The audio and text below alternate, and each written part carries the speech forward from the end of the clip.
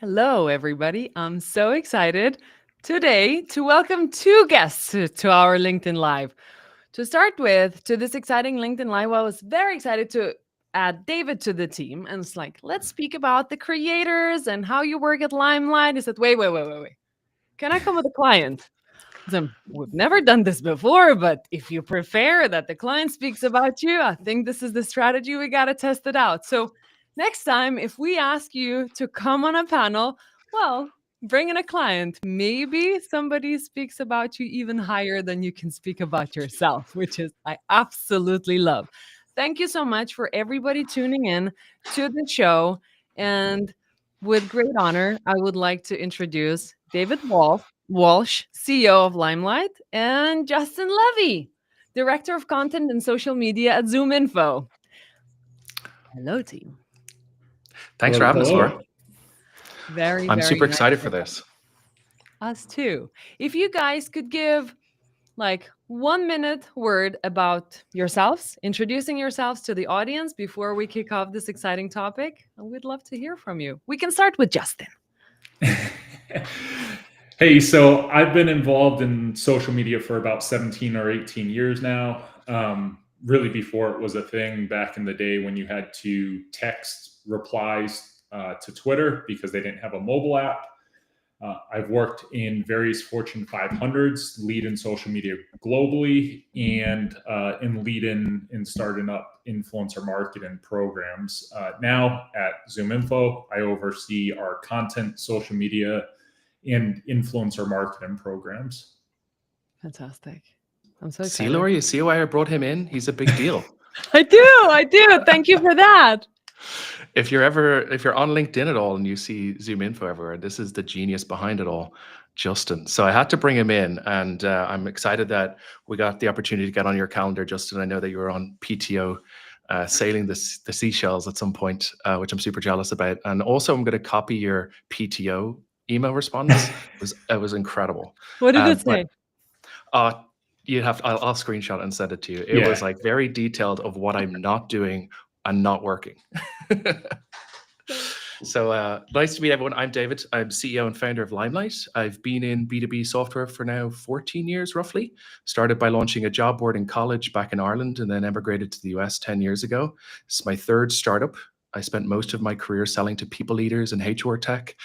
And I think my first company was a watch company. So I manufactured a watch from scratch and built an e-commerce business and growth hacked Instagram back in 2017.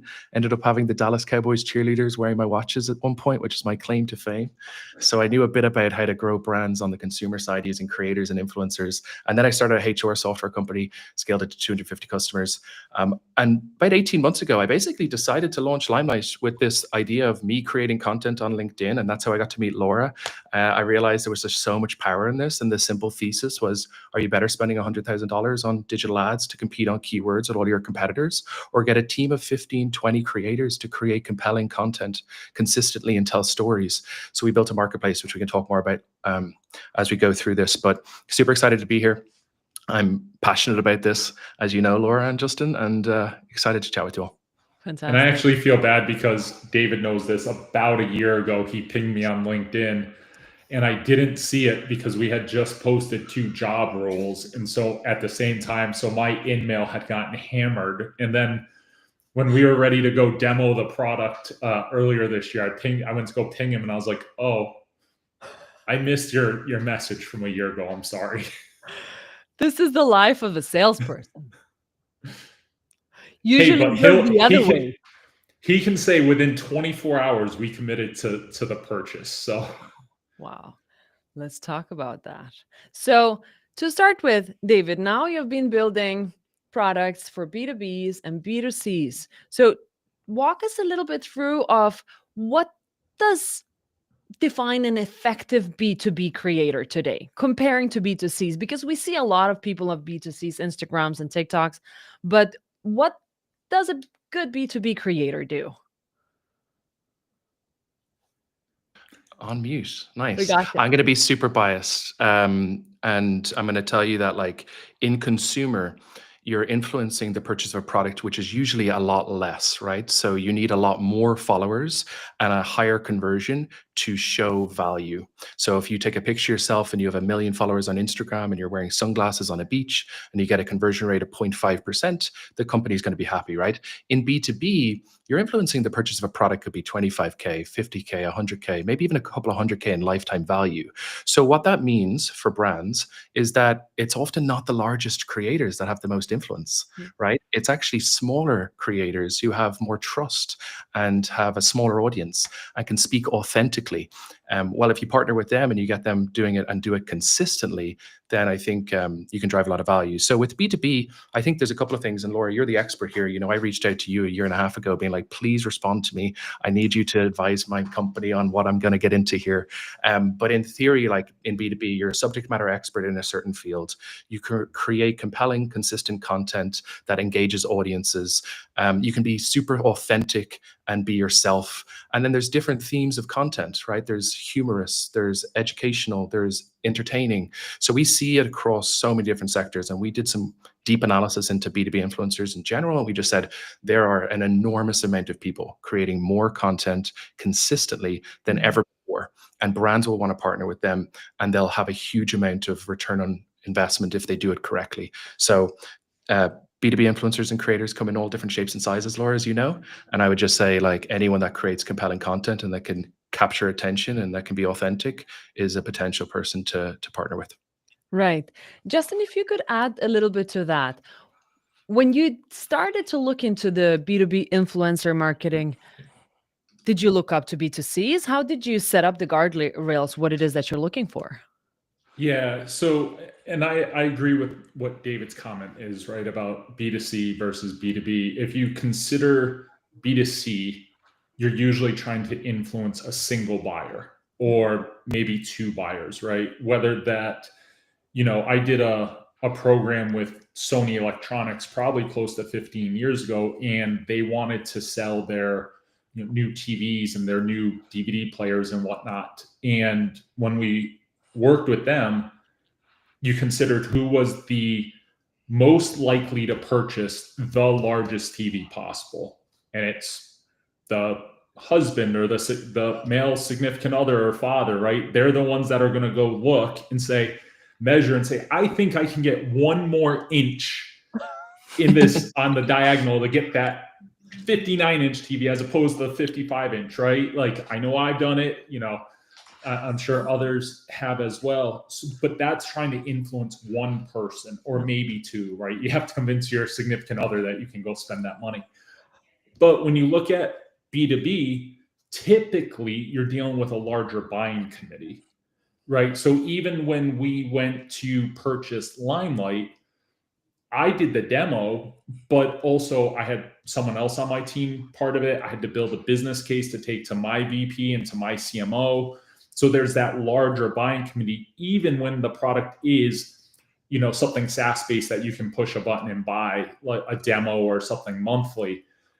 But if you consider something like our product, ZoomInfo, or others at a similar scale, that buying committee can be much larger. And so those layers of influence can come from various directions. So you might have SDRs or AEs that you're trying to influence using B2B creators that speak to them. Mm-hmm. Because if you influence that group, they're likely to tell their manager that they need said tool to make their jobs better.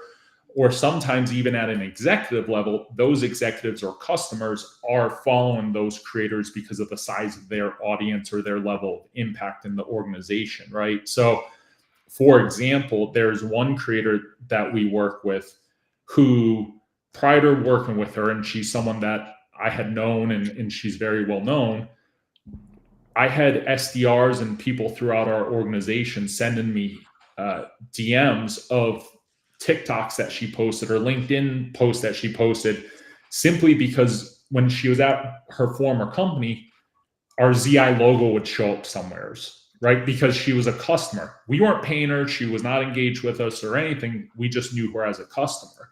So that she was already driving influence without being one of our creators, right? So because enough people were following her within the company on the sales side, and that's where she had driven her influence. Amazing. I actually know who you're speaking about. This is amazing. She's amazing. Okay. So if we speak about that type of influence, to start with, David, you often speak about like moving away from single click attribution, because this is what we know B2C creators would be working towards. Let's push the conversion. Let's push the link with the specific UTM so we can measure the influencer accordingly. And in B2Bs, it's a total different world. So how does that type of influence and general multi-touch attribution play into the role of influencers? Where do they have the play? You're giving me the tough question first. Yeah, I mean, firstly, I just say revenue attribution is really complicated, and the B2B buying journey has changed dramatically in terms of where people are learning about a product. They're learning about it in their news feeds, on newsletters, and consuming content in different areas that they didn't do before. And so the brand's goal is to get into those news feeds, to get into those channels, those new learning moments, and influence the sale. The process is quite complicated, right? You can have your simple UTM link. You can have your self-reported data on the demo sign up of where did you hear about us. You can track website traffic. There's lots of different touch points. You can even track the people engaging on the content that your creators are creating. That's also super powerful and helpful. All of that is designed to create this kind of story. And I would say the number one thing, Laura, that we like challenge brands on is not to think this through as transactional. Do one post and then hope that you influence the purchase of a product and you get 10 demo requests that day. That's just not how this works, right? So you have to invest for the longer term and take a broader approach to this. But it doesn't just need to be brand based. In fact, when we look at our customer base, a lot of our stakeholders are both on the social and brand side, but also on the performance marketing side, because they're trying to bring some science and some analytics to this.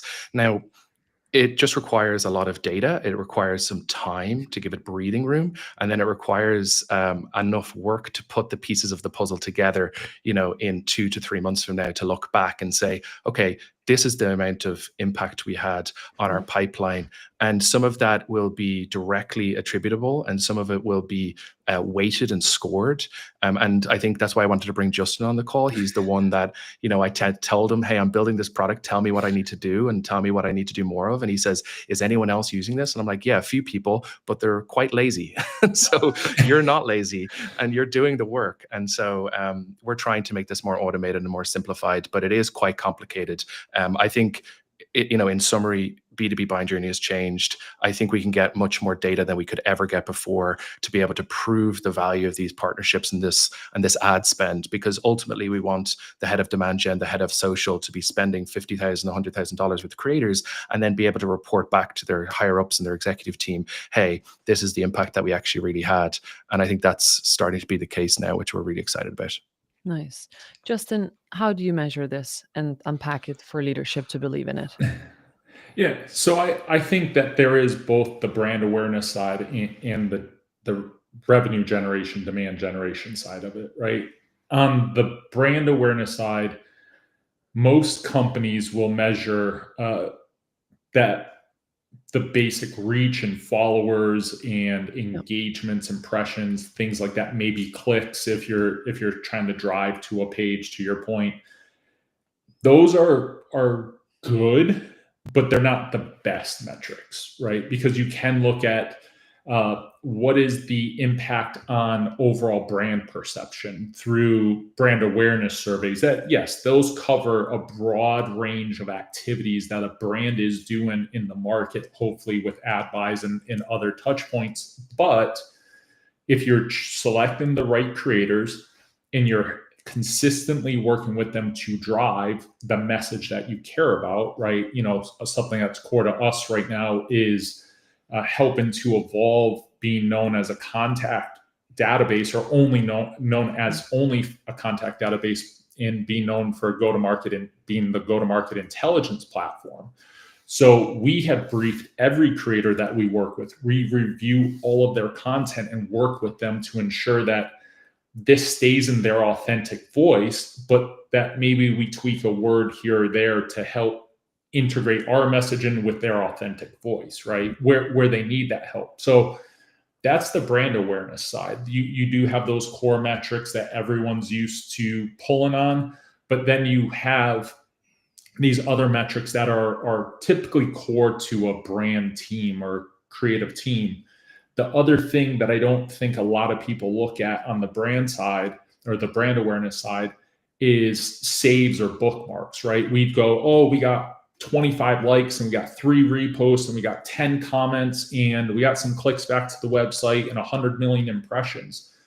But saves and bookmarks to myself and my team mean something, because if someone takes, say, Laura, you see a post from David and you bookmark it, it means that there's something, a compelling enough message there that you want to be able to reference it later, right? You're saving that piece of content to go back to. So that's the brand awareness side. On the demand side, I think that becomes critical to be able to report out on leads and MQLs and demos and whatever you consider as conversion metrics, right? In your ACV, closed one, however you measure that.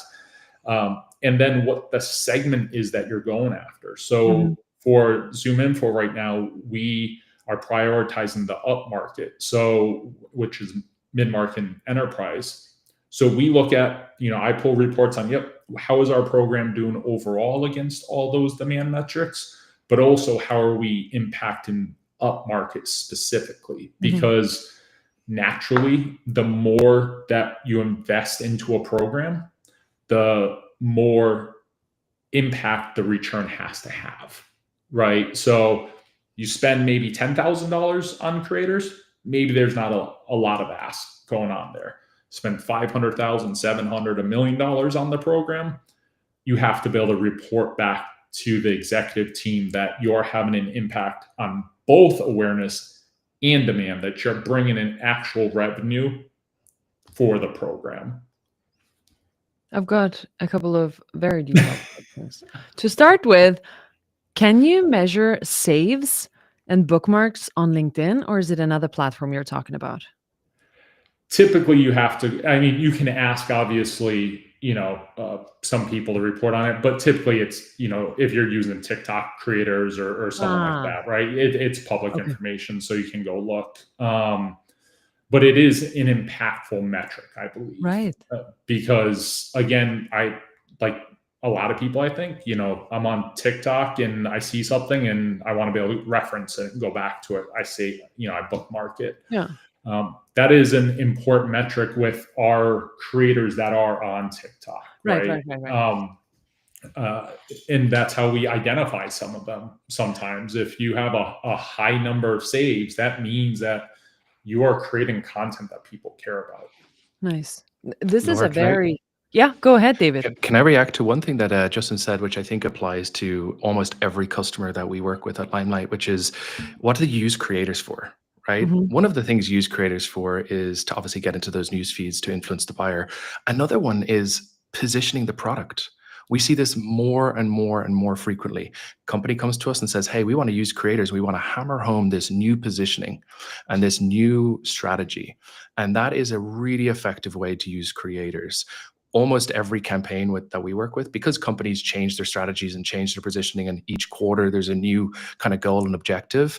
Well, getting your creators to consistently create compelling content and tell your message is incredibly powerful for positioning your product and brand. Like we've had companies, and I won't mention their names, but they've just said, hey, we want to go from, instead of selling to agencies, we want to go to selling to brands. And they used creators to make sure that the market was aware that this is something they're doing. So for Justin and his team, I know intelligence and the strategy that they're working on at the moment is working really, really well, because guess what? You know, the more you hear that messaging, the more you relate that brand to that product and to that problem that they're trying to solve. And so using creators for messaging, I didn't want to skip over that. That was like an enormous amount of knowledge that Justin just dropped on us. Yeah. But that one piece is really important for a lot of people potentially on this call to think about how to work with creators and what's the value that they bring. And it's a very difficult job. Go ahead, Justin. Yes. I would also add in a metric that I forgot to mention. I know in conversations with David, his team talks to other brands about this too, is actually measuring if you are performing across CPM and CPL better than your other paid areas, right? So if you are able to drive more impressions and leads at a better cost than maybe your ad buys or your digital spend, it only makes sense to change how you're spending that money, right? You know, why would you spend money because you're told that you should, as opposed to invest it in something that's going to have a better return? Yeah. Can I also react to that? Me and Justin created a shared Slack channel, and it's one of the best things I ever did and one of the worst things I ever did, because he DMs me almost every single day being like, hey, I've got this data that's really powerful and important. By the way, I'm going to share this with you, and now I've got 3 product asks. I'm like, okay, I'll try prioritize them. But he's been super helpful to help us craft what we're trying to build. Maybe Justin, if you're okay with it, like there's one percentage point that you shared with me that is important, which is like what the conversion rate from other social channels was in comparison to this channel. And I think there was like pretty large jump. If you remember that, it was a Slack probably, I don't know, six weeks ago now, but it was really compelling. I mean, so I can share one thing, and after being in the middle of the Indian Ocean for 2 weeks, some of my brain is burned. But if you look at, we ran a virtual event earlier this year that was really around positioning the go-to-market intelligence platform and announcing our new product, Go-to-Market Studio, right? And so we had 3 roadshow events in New York, Boston, and London. But the virtual event, the creator program ended up driving 1/3 of all registrations for the event. And that was in addition to, email sends, sales doing their outreach, other buys with companies to do lead gen and things of that nature. And some of those, are sending hundreds of thousands of emails or, several other touch points. And we did that with, 20 to 30 creators. Drove that many, and say with each one posting once a month or kind of whatever that was, we were responsible for 1/3 of all registrations. In total, reg was 5,000, I believe, if I'm correct. So those are the types of metrics beyond the demand gen, which naturally flows from that we're able to hang our hat on and are proud of when the program is able to show those impacts. See, Laura, this is why I wanted to bring Justin on, because I try to ask him for this data, not and he says, I can't share this, but now that you've shared that, I can see a case study on the website now in a couple of weeks from now. You've got this on video. No, that's awesome. He has one piece on video. Exactly. Oh, wait, he'll take it to other ones. But Justin, when did you start working with creators at ZoomInfo? So at ZoomInfo, I started last January, so January of 2024. And I had done it previously at my former company, and I've consulted with companies and whatnot. Okay. But when I started at ZoomInfo, one of the remits was to launch a formalized program. Okay. And last year, the focus was really on we were launching our first AI product, and it was Copilot. And that's really to help every seller be the best seller they can be, right? Because all the AI functionality built into it and bringing together multiple tools. So really last year, it was focused on working with those frontline sellers, SDRs, AEs, frontline managers, AMs, people like that. That's evolved now as we've come into this year and have decided to scale our program and work at a higher level, more at the individuals that have an impact across all of go-to-market. But that's kind of really where the program started nascently, was last January. Okay. And when you were about to be hired, was it already a program that the Zoom Info team wanted to do, or was it something that you had to get some buy-in in order to get the project started? Yeah, it's a great question. So prior to me joining, they had worked with a couple people on and off. There was no formal program. It was just, hey, this person is influential on Twitter. So, and talks about us. So like, let's go work with that one person. They knew that they had a budget line for creators when I was brought in. And so coming in, was one of the reasons why I started in addition to social and some of the other responsibilities that I have, was to formalize and stand up the program. Interesting. And for people starting this off, walk us through a bit about the budgets, the first steps that you do before it becomes a big and complex measurable program. I think you need to identify who your ICP is as a company, if you don't already know, and what's your goal going to be of the program, right? So are you trying to drive brand awareness and that's all you care about? That might be yes, especially if it's a smaller budget. Do you want demos of your product? And if so, then you have to identify people that are creators that's what their audience expects from them, right? There is a creator that we work with that's what he does. He drives demos of products, and that's what his audience engages with, and hence why we've engaged with him now for over a year. So I think you need to understand or figure out your ICP if you don't already know. You have to identify what type of content you want on what channels, and then you need to research usually a larger number of creators that then you can potentially, you can decide on pricing or what you want out of it, right? Because if your ask is 2 posts per month on LinkedIn, and one of those should be video, as an example, that's going to potentially be a higher price than, hey, let's partner over, and 1 post per month or something like that. So you have to start to decide what's going to have the most impact for your company, and how do you want to set up that program? Because to David's earlier point, it can't be like a one-off transaction. It can't be, hey, David, I'm going to give you $500, and this one LinkedIn post is going to change our world measurably. Well, you never know, Justin. You need to send me that $500. We already gave you enough money. Laura, just to piggyback off what Justin said, and maybe for the companies out there that don't have the size of brand that Zoom Info has, right? The question is, what do companies need to do to stand up successful programs, and how do they do it effectively? And I think the first thing is, okay, let's think about how do you get, and this is coming up more regularly than ever now because a lot of creators are getting inbound from brands. It's how do we stand out from the crowd?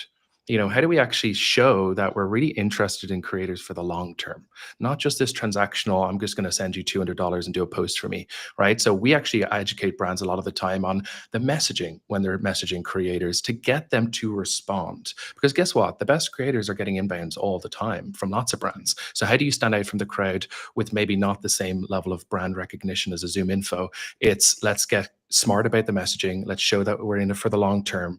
And then also creators want to be creative. So give them the opportunity to tell their story, and make sure at the same time that you're matching with the right creators. So like a big focus for us is, what does the brand do? What is the problem that they solve? What does the product, what makes it unique and different? And then how do we go out and find the types of creators who are going to respond to that and be compelled to respond, because you're speaking to the problems that they talk about every single day. So part of it is matching with the right creators, and I think that's where our system can help. But the other one is like, how do you stand out for the crowd? Like it's a sales mechanism, right? You're trying to influence the influencers to actually respond to you. You're trying to get them excited about joining your creator program.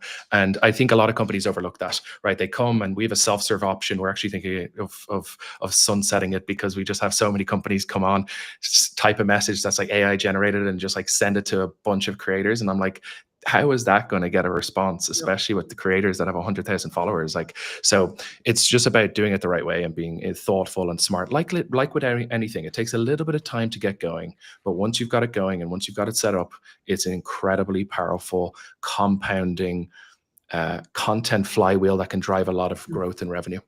Yeah.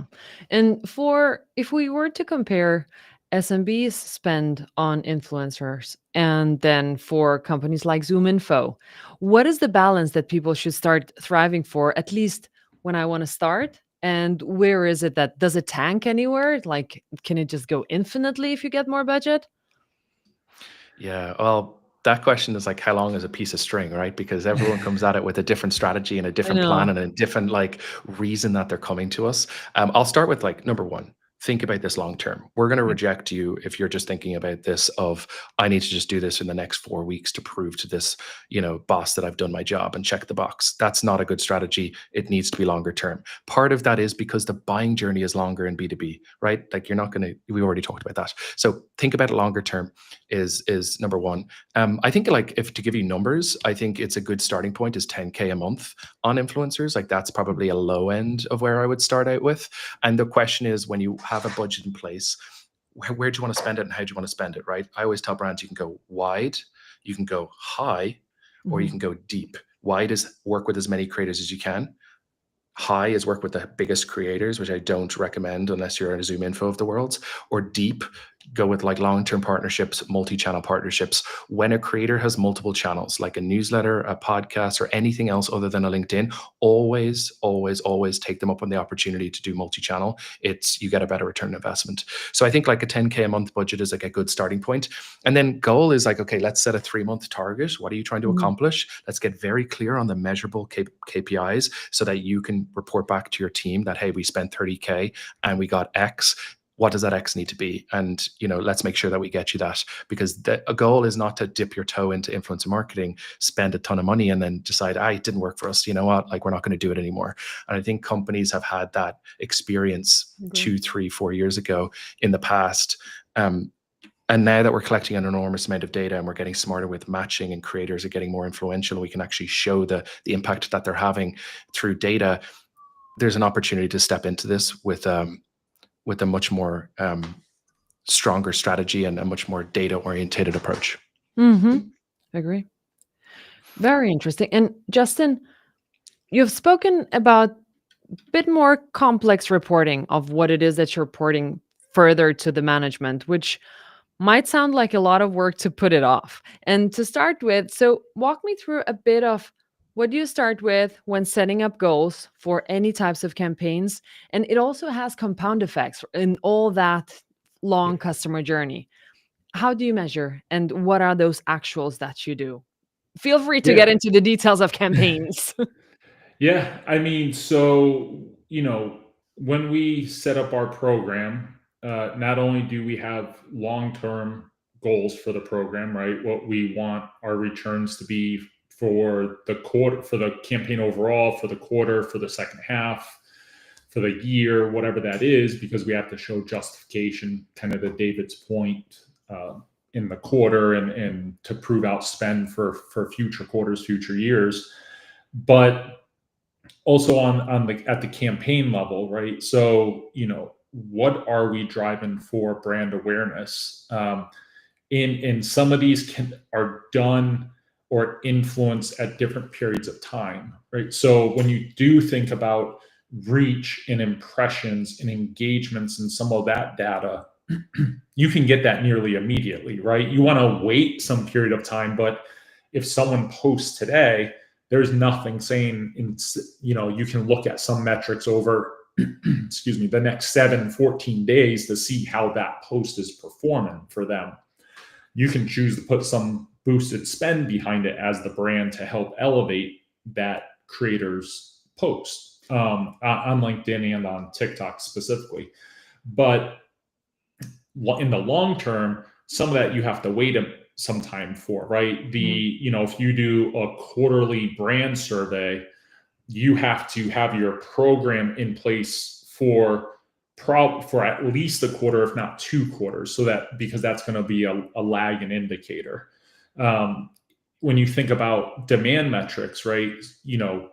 It takes, if you have a longer sales cycle, you may see the total pipeline that you're able to have in the quarter, maybe the total leads, but you might not see the closed one of that for another quarter or 2 to see the true impact. When we look at our data, one of the metrics that's important to us across sales, not just to our program, is the amount of closed one we have, or ACV, that we have within 30 days of being open, right? So we're able to look in our Tableau dashboards and see, okay, if a $100,000 deal, or $100,000 in pipeline was open, let's say that 10,000 of it was closed, within the month, then, that metric is $10,000. That other $90,000 might carry over to other quarters. Mm-hmm. But some of that you can't report on in the same quarter. You will report that you have driven, you have open pipeline, or you have contributed leads and things of that nature, but that might be a quarter or 2 out before you're seeing the results of this campaign that you ran in Q2, for example. So there are some front-loaded metrics that you can get, and then there's going to always be lagging indicators.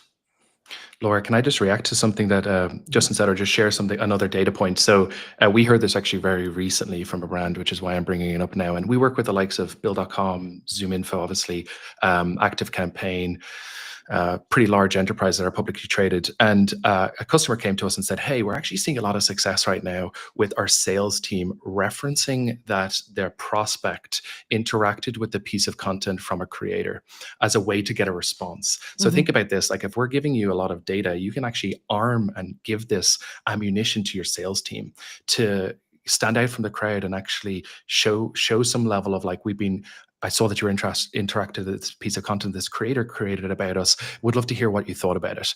And it's just a very interesting adaptation to the sales mechanisms that we're seeing right now.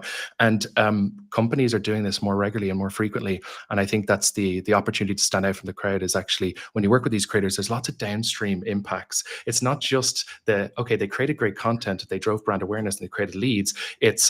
They helped reposition the brand. Mm-hmm. They actually helped give ammunition to our sales team to reach out to those prospects with a more compelling message.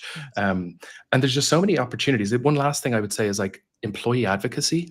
Like, I know, Laura, you're like a huge advocate for this, but we're seeing it happen more and more, which is brands coming to us saying like, hey, we want our internal stakeholders and our internal team members to become subject matter experts.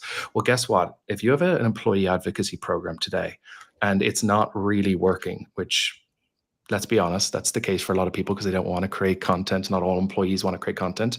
If you work with a group of creators, 10, 20, 30, guess what? A downstream impact of that is they interact with your employee content, and it helps them grow. So we actually see this as a content flywheel. If your executive team, your management team, your junior level staff are creating content, add 10, 20 creators to the mix to create content. Guess what? Your employee advocacy team are going to love you. They're going to be like, hey, this huge creator interacted with my piece of content. This is amazing. And guess what? Your audience grows. And we could speak for days about that, but maybe, Laura, you can talk a little bit about it too. That's very interesting. I never thought about this. It does create that type of effect for the internal creators to be excited about somebody else liking or commenting on their post, but also the effect that I see as well is people internally get more excited to post about the company because somebody else is also speaking positively about the company. So I'm not the only one advocating because I work here, so kind of people would expect this, but you see different creative ways that people start to approach the topic even though they work at the company. I love this. I Yep. never thought about that. That's brilliant. Also, it's like a softer approach to marketing. For the first time Mhm. ever, it's an indicator to big organizations and brands that you can be yourself and you can Mhm. talk about your brand and your company without it being like a sales pitch, right? It can be just like, here's the problem I'm solving with this piece of product. Guess what? When you see creators do that, it influences the employees to do it, and that becomes a flywheel. Yeah, And exactly. I also think on that too, and it's kind of what I was mentioning about the creator that you said, who I'm talking about, Laura. But when employees see the people that they follow and are influenced by and turn to for their advice and kind of professional development and growth, actually speaking about your brand and being a partner with your brand, say we have 4,000 employees here. Not everyone is, the vast majority of people do not know all of the creators that we're working with, Yep. right? But they see someone mention Zoom info in a post, and that's someone that they have been influenced by. They're more likely to engage on on that creator's post, and to David's point, create more content themselves that may be outside of the formal employee advocacy program that the company actually has. Fantastic. Justin, how do you put this into operation to push the leads further to sales? Because this is where you'd start generating the actual revenue, not just awareness. Because awareness is nice, beautiful campaigns, kind of fluffy, but as soon as sales get access to that type of data, that's where we can measure it better. How do you do this? Yeah, so there's a couple different ways. So one, and I think that this is probably the easiest way for most companies, right? Especially if you're just starting your kind of journey, or even maybe some more mature companies, is that you have your creators drive to a piece of impactful content or an impactful event, right? Because those are going to naturally, for the most part, be gated in some sort, right? Virtual events going to be kind of email, lead form is going to be the same, or a gated content for a webinar, ebook, or what have you. So that UTM, kind of all that stuff, and then you can measure it in whatever your measurement dashboard is, if it's Tableau or something you have within another tool in your tech stack. That's going to be much easier because it's based on UTM more than likely, and then you can pull that all the way through the funnel. If you go that route, and generally speaking, overall, you need to make sure that it's not just drive to this landing page, right? Go say, oh, Zoom Info has an upcoming webinar. You're going to want to watch it because these 3 reasons, like a marketing email might. You want to make it something compelling, maybe give them an asset that they can use, whether that's a video clip that's going to be really interesting, or a carousel that they can use if it's on LinkedIn or something of that nature, or work with them to create something if they like to create video themselves. That's what we did with our virtual event, right? We worked with them to create content that was, natural for themselves and creative, but it, at the end of the day, drove to our virtual event. It drove excitement with their audiences to register for the virtual event. Nice. That on the back end obviously then goes to sales. It's tagged with the creator program. Sales understands or has been briefed on how these are coming into them, and then they work those leads accordingly, right? The same way that an email campaign or paid media or something like that might come. The next step is a bit more difficult, and we rely on the front end. The first step is we rely on David and on Limelight to give us this initial data set, and then we need our tool, being Zoom Info. It's not a product pitch, but it's just how we do it. Of David and his team helps us to get in their system what they call leads, kind of warm leads, from people that are engaging on this content, and comments and likes and reposts and things of that nature. And we're able to take that data and then enrich it with our program, with our software, right? So we know that David Walsh is the CEO at Limelight, but we don't know the rest of his data, all of the other data points that we have within our system, whether that's contact info, that's company info about Limelight, that's locations, things of that nature. So we're able to enrich the information that we get from LinkedIn in this case, and then provide that to sales. Okay. And if it's scored in a proper way, right? Because it does have to go through a lead scoring model. So the percentage that gets to sales, we've worked with sales so that they understand that these are warm leads. These are not hot leads that are coming in where someone has shown direct intent, like if they filled out a lead form on the website, right? Some of them might be cold at the same time. They might have never engaged with us through any of our other touch points. So they have to, in our lead scoring model, get to a certain point that then they will be sent to sales. That's the more difficult one, because if you don't have a way to enrich that data that's coming out of, if you're a customer of Limelight, if you don't have a way to enrich that data, there's going to be that gap, because you won't know their contact information outside their name and whatever's provided. That doesn't mean that you can't do outreach within the product itself, but that's where it becomes more difficult. I think the easier one is naturally a gated asset that then flows into sales. Yeah. Yeah, I would also just add, like, you're also able to cross-reference your pipeline, which is what we're seeing a lot of our customers do, right? They collect all of this data, and then they say, okay, let's cross-reference our sales pipeline and show who was influenced in the purchasing and buying decision over the last 3 to 6 months, and what different touch points and what pieces of content really influenced them. That is an enormous amount of data that they've never had access to before, and it's called like look back data. And you can then show, okay, well, the content did influence the purchase. Even though the person signed up through a Google ad, they actually touched these different points. And I know Laura and the team at Dream Data are smiling right now, because that's a huge part of your own revenue attribution system, which I'm super excited about too. Potentially, we're going to start using you guys soon, by the way. The other thing I would just say is, like, I have a funny story to tell too, which is a customer of ours, HubSpot, like, they're big on gated content. Okay, they've been doing this for years, right? And when they launched the campaign with us, I actually went to one of the pieces of content. They gave 10 different options to the creators, and the creators can come in and just select a piece of content. And it was a resource that was valuable to the creator's audience, which got them excited about it. So I decided, okay, well, let's actually test this. I went to the resource, I inputted my personal email address, and I clicked download resource. Guess what? 24 hours later, I got an email. 3 days later, I got a sales call. 6 days later, I got another sales call, and it was HubSpot's team saying, hey, we saw you download this piece of content, maybe you're interested. And I actually sent it straight to my point of contact, and I said, you guys are doing it right. Like, you actually are doing it right. You've created the systems which will nurture in the right way. Now, I think it was a little bit aggressive, and I think HubSpot naturally leans into being a little bit aggressive. When I touch anything on HubSpot, I hope there's nobody from HubSpot here, but when I touch anything on HubSpot, I get a call from my sales rep saying, hey, do you want to upgrade? I'm like, no, I just by accident touched this button. So they're super interested in, like, intent. And I think that's where this system goes. That's actually the product that we're building at the moment.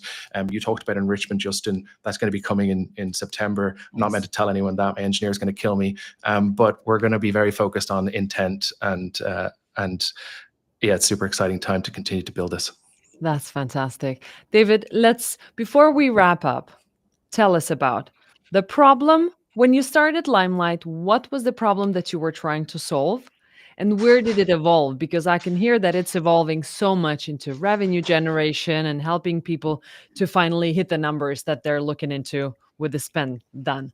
Tell me about, how did it start? I could go all the way back to when I had this idea for a revenue attribution platform and partnership platform, and then another idea for all these other systems. I'll just start with, like, when we launched Limelight, what did we hear from brands, and what did we hear from creators? And from creators, we actually interviewed 120. Laura, you were one of them. You were one of the first people I reached out to. And I was like, speak with me. I need to learn about why you create content. So I did 120 interviews with creators. And then I did about 25 to 30 with brands that I had known, heads of marketing, heads of demand gen. And I asked them questions like, why haven't you done this? And the themes that came up, like the problems that we're trying to solve, is number one, finding the people is really hard. We just don't know how to find them. Number two, it's really time intensive to set up these programs because you're dealing with human beings, content schedules, egos a lot of the time, pricing, negotiations. There's just all this inefficiencies even when you do reach out to them. So we said, okay, let's solve that, solve the finding piece, and let's solve the efficiency piece, and let's systematize it and make it much more streamlined. And then the big one that we focused on for the last, let's call it 6 months, is measurement, because we realized we've got tons of brands. Some of our customers are spending and want to spend up to $1 million a month with creators. Just to give you context, I know I said 10K a month is like an entry point. The goal is to scale this up because we're proving that this is working, and you can reallocate ad spend from other channels to these creator channels. Like, it's a big opportunity, right? So we're very focused on the data. We realized, like, for the last 6 months, if we can just prove this works and give people a lot more data, they'll end up spending a lot more money and realize, you know, they can take ad spend from other channels. So those are the challenges. Finding the people, you know, activating them, and then measuring them is kind of the core focus for us, and that was the problem we wanted to solve. And the other thing is, like, education. Like, this is new. A lot of companies no idea how to start it. They've never done it before, so they're just like, how do I get going? And we were like, okay, let's create resources that allow, and even like case studies and even examples of companies doing it well. And here's what we recommend you do, and you should replicate that. Like, for example, Clay was our first customer. Everyone knows Clay, right? They worked with us hand in hand and built a product alongside them. They're very compelling with creators, and they're very they let creators be very creative, and a lot of companies want to replicate that campaign. So yeah, it's an exciting space to be in. It's still new, it's still nascent. If you're listening to this and you haven't started it, like, it's a huge opportunity to stand out from the crowd and to do something different. And I'm sure that you're going to see the impact, not just in the revenue uptick, but also in your employee advocacy and your internal team get very excited about this. I find, like, last point, and I know I'm going on for a bit here, but last point is, like, one of the things we hear a lot, Laura, is when you stand up these creator programs, everyone gets really excited internally. And I know I talked about just the people who create content. I'm talking about your board of directors. Like, your board of directors, a big channel for us right now is VC partnerships, because they come to us and they say, hey, we gave this company a load of money. We want people talking about them. Use Limelight, like, get creators talking about them. You will never guess the amount of value that comes from people talking in a positive light about you on social. It just goes, it transcends. And I think that's the direction that marketing is going. And I think all companies will have a team of creators and a team of internal influencers that are creating content consistently. That's fantastic. Justin, how many creators do you currently work with?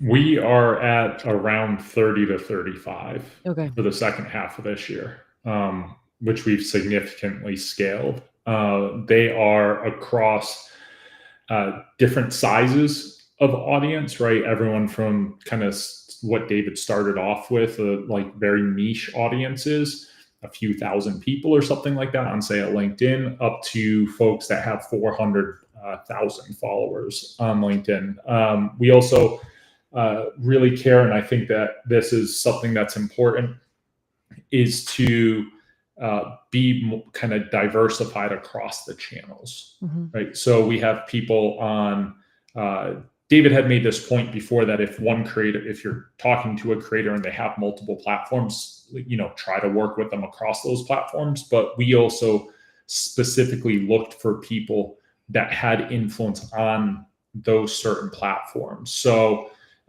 you know, some people have multiple platforms, and certainly we've taken advantage of that, but we're working with people that only drive influence on YouTube, or have influence via their Substack or a newsletter, LinkedIn, TikTok.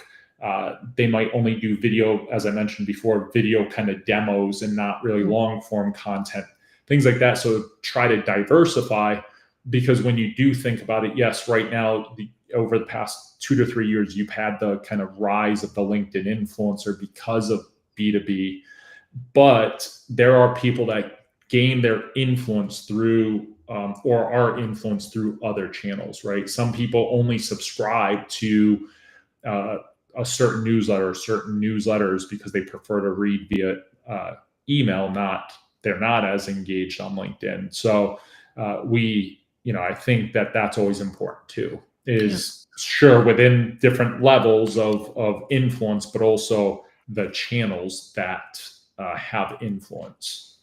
Laura, can I just add one thing as well that we hear quite a bit, maybe for the audience too, which is we hear companies say, well, influencer marketing isn't for us. our brand isn't influencer marketing. It's just not like there's not enough creators. I am telling you right now, there are creators out there with a trusted audience who will tell your story.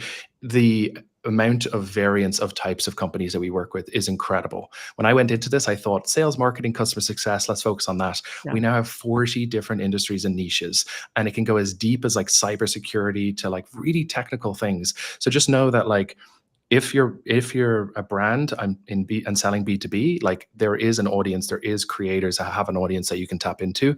And then finally, like we started with LinkedIn, but as Justin mentioned, like we actually expanded it to newsletters, podcasts, YouTube, Twitter. So there's just like an enormous amount of different channels that you can partner with creators on. And it's much more broad than you think. So definitely consider getting started. Nice. And the final question to both of you, David, what are you most excited about in the upcoming 2 months? 2 Can be months. anything. Oh God. Well, this is not public knowledge, but it will be public knowledge soon, is that we finally got in some new resources and some new investment and some new funding, which means I can hire more engineers, which means, Justin, you're going to get those features you were asking for faster. And I promise you, we're going to move even quicker than we have before. So truthfully, Laura, like I'm excited about getting a bit more resources, but I'm also excited about more and more companies trying this and experimenting and seeing success and just helping grow the industry. Just for example, like one last thing is like shout out to all the influencer agencies out there. I'm a huge advocate for them. I know quite a few of them. I think humans in the loop is important. I think we want them to use our product eventually. We don't see them as competitive. And so they help grow this industry, and this industry is growing rapidly more than ever. So I'm always open to collaborate with anyone that's on the call about just helping grow this industry. And also, I just want to take the opportunity to thank Justin. He's a super busy guy, and obviously helped me tell this story in a much more compelling way. Justin was sailing, as I mentioned last week, and I'm very impressed that he's already got a picture of himself in the background sailing on his wall. Framed in. You move faster. I wish. No, I would say that, David, that as I get more features, I'm going to come up with more problems and more asks. But I will say, like, to that point, anyone that's considering a platform or, getting started or things like that, why I'm a huge fan of David's and his team. I've literally asked them for features and had them turn around within a few hours into our instance. Those are the, in theory, simpler kind of asks for them to mock up and build, but even some of the more difficult ones, they've worked with us to build out, and some of those are the most impactful features that we utilize the platform for. That's great. And Justin, how about even you? if his engineer doesn't sleep. Oh, we gotta get more engineers, so all of them could get enough of sleep. But Justin, what are you mostly excited about in the upcoming 2 months? I think that we will continue to see the evolution of B2B creators. It is certainly something. It's a weird industry in the sense that we have been saying that influencer marketing is net new for 15 years now. Every year we say, this is the year of creators. This is the year of influencers. This is the year that LinkedIn influencers are a big deal.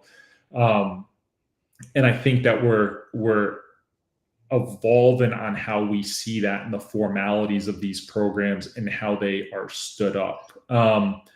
So I love to see case studies and talk to other people, as I do all the time at other companies, of how they are using creators. I didn't really think of, measuring against CPM, CPL until David and I were talking about what some of his clients are doing, sort of thing. You know what I mean? And so coming up with more creative metrics outside the kind of normal ones, I think is super exciting. Starting to work with creators in other ways. We are coming up, it's mid-August right now. We have 4 or 5 activations in September at big events, big industry events. So those are going to be net new for us. We haven't done some of those in previous years. So certainly for us, there'll be a lot of learnings coming out of those. So that's probably what's exciting for me, kind of personally within the industry. We're very excited to watch that from the sides as well. Whatever comes out of the creatives, we're all going to enjoy the creatives and like them and get inspiration for doing better by ourselves. Justin, thank you so much for coming over and joining David to this live. And David, thank you so much for attending and bringing in a fantastic guest. Everybody, go ahead and follow Justin and David on LinkedIn or whichever platform you're watching this from. And if you've got follow-up questions, well, their DMs are open unless David is hiring or Justin is hiring. That will happen at one or the other time, and some of DMs can get lost. Sometimes for a year. Yes, exactly. The people ignore you for a long time, and then eventually when they come and they get to work with you, you're getting to see a lot of value from this. So I'm just excited, and it encourages me to continue to cold message people about this and not get a response for a year, because you never know. Thank you so much, everyone. Thank you for listening. Awesome. Thank you. Thanks for having us.